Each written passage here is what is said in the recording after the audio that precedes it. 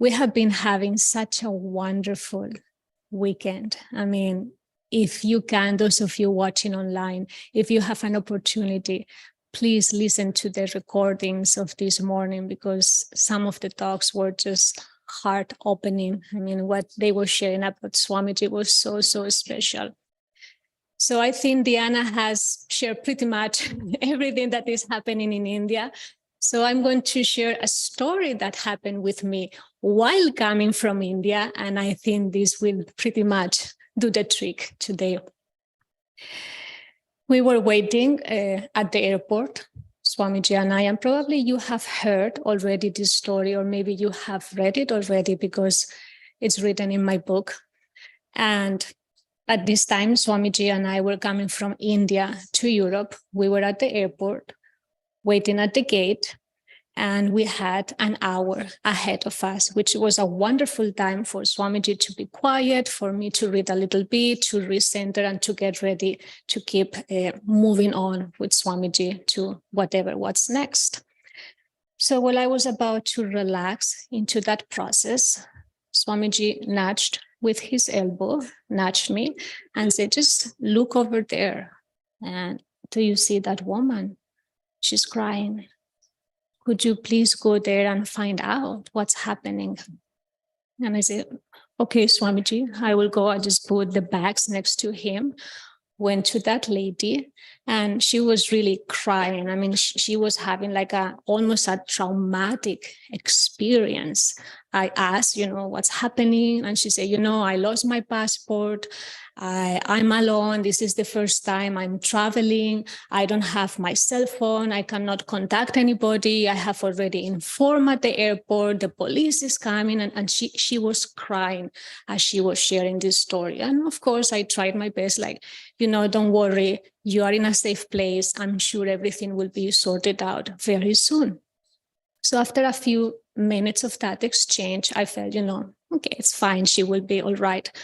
I went back to Swamiji and I said, Swamiji, this is what's happening. It's perfectly fine. She's okay. She will be taken care of. Nothing to be worried about. Swamiji looked at that lady, looked at myself, and he said, I see you. Then he said, why don't you go back again and just make sure that she has a friend? She will probably be more comforted if someone else is by her side. And I thought, okay, I'll go back. So I went, I sat with her. I spent at least 15 minutes talking with her, trying to, distract her from her worries, a little bit of chit chat. At the same time, I was a little bit worried because I kept looking at Swamiji, is he all right? What about if he needs to go to the bathroom? What about if he needs to drink water? He doesn't have anybody, So my mind was in two places. However, I did as best as I could to uplift that lady a little bit.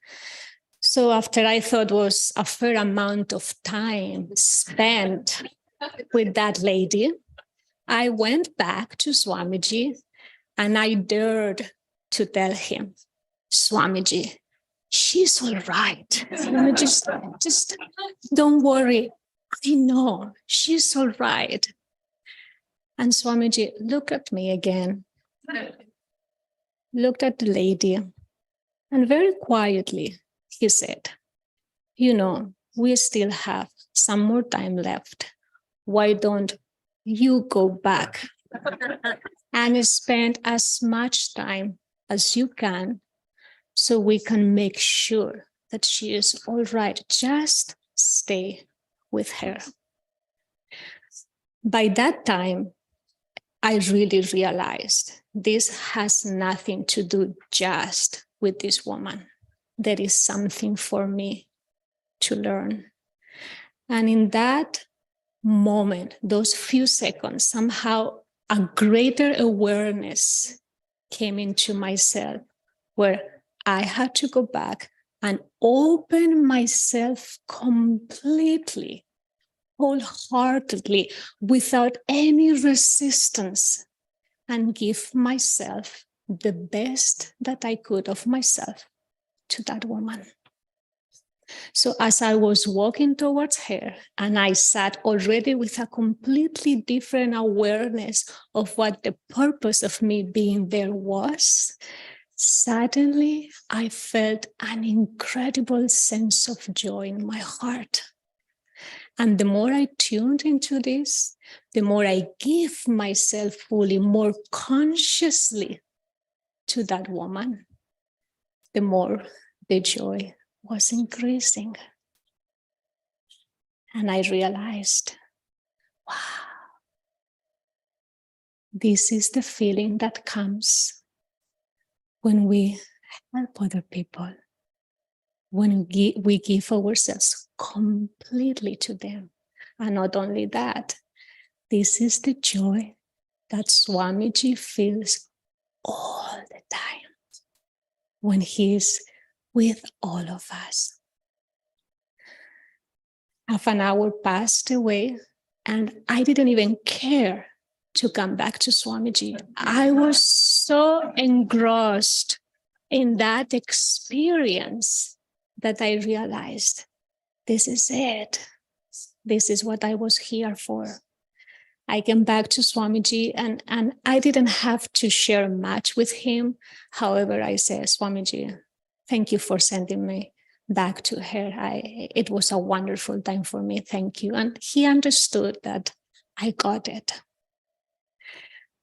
So there are two aspects of this story that just very recently realized in a deeper way. One of them is that he had to send me 3 times to that situation because I wasn't spiritually magnetic enough to attract the experience that he wanted for me to have in the first place. It was only when I consciously gave myself fully to that experience so I could attract that transformational process within. And the second thing that I realized, that Swamiji wasn't satisfied enough just to bring a smile in her face, even though in that particular case, would be appropriate, but it wasn't enough for him. What he was looking in that particular case was a transformation of her consciousness. And he kept trying over and over again until that happened. And then we were ready to leave. His service to that woman was done. So when you ask me right now, what do I think Swamiji's legacy is? I would say, people, you, us. This is the true legacy.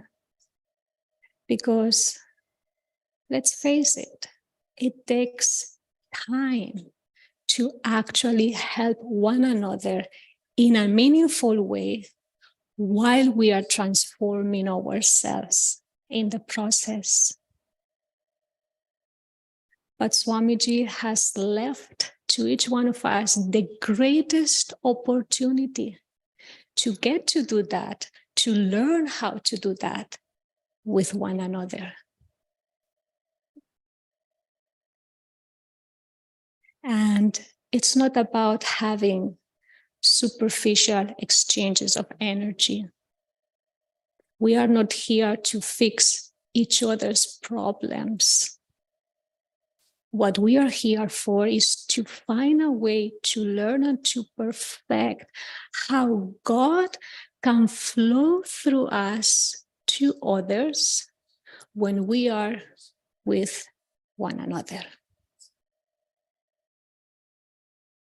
And until we don't learn to do that, we will need to be sent back. Swamiji will send us back to that particular person to serve with that particular Guru Bhai to send you back to that particular situation so we can learn how to give ourselves fully and open ourselves fully without resistance to that situation, just so we can exchange that consciousness of the divine.